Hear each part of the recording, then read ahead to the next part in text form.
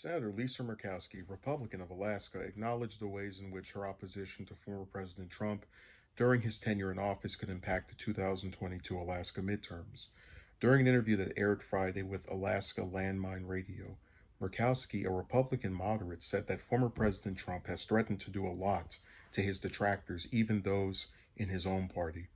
The veteran senator has served in the upper chamber since 2002, but during Friday's interview would not confirm whether or not she would run for re-election in 2022. Radio host Jeff Landfield said that the race for her seat in the Senate would be closely watched. It will be. I think one of the things that I've learned is that none of the races that I've been a part of have ever really been easy or ordinary. Is will probably prove to be much along those lines, Murkowski said. I know that former President Trump is skeptical about me and the job that I do for Alaska, but I really think that's for Alaskans to judge. Do you think he's going to come up here? Landfield asked. Murkowski responded, appearing to brush off past threats the president has made and characterize them as idle. He threatened to. He threatened to do a lot to those who have stood up to him. And sometimes there's some carry through. And sometimes maybe it's just idle words or idle threats, but I can't let that influence what I do and how I do it and who I do it for, Murkowski said. At the end of the day, I'm not doing this job because I want or need the title. I do it because Alaskans have given me their support and have asked me to do the best job that I can and the best of my ability and to stand up with an independent voice. And sometimes without regard to political consequence on the other end, but to be the voice for Alaska, she continued.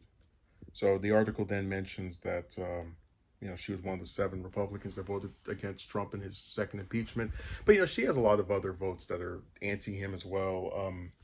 That this includes her vote against Kavanaugh for Supreme Court justice, being one of the 3 Republicans that voted against the Obamacare repeal, and was that this over the summer of 2017? Her, McCain, and Collins.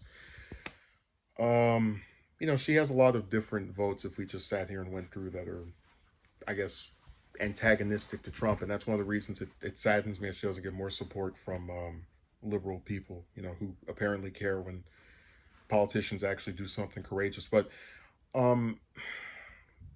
what she's saying is true. Trump likes to give threats. Who can forget the days of Twitter where he would go on there and then whoever voted against his stuff or whoever he had a problem with, he would call him some nickname, and then his horde of followers would talk about that person.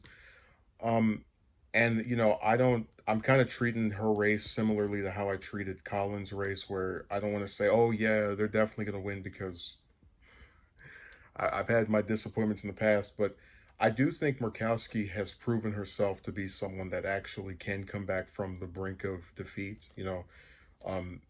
I remember vividly her losing her nomination as the Republican nominee in the Senate election. I believe that was either 2010 or 2016, and then being able to get votes to be written in, becoming only the second person ever to be written into a Senate seat in history after Thurman.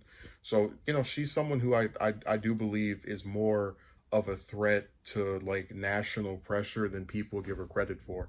I think a lot of it has to do with just her not being someone that gets attention that much, and they hear about Trump over and over and they think he's this really powerful, influential figure. And while that is true, state politics and national politics are 2 different things. So if you can win over most of the people in your own state year after year, that's not going to disappear overnight because, the former president is saying stuff about you in statements or on Twitter or whatever other place that he's found a way to say something on. So I think what she's saying is correct. I hope she wins her seat for a 4th term? But I'm not going to hold my breath because I just don't know. It could go either way, in my opinion.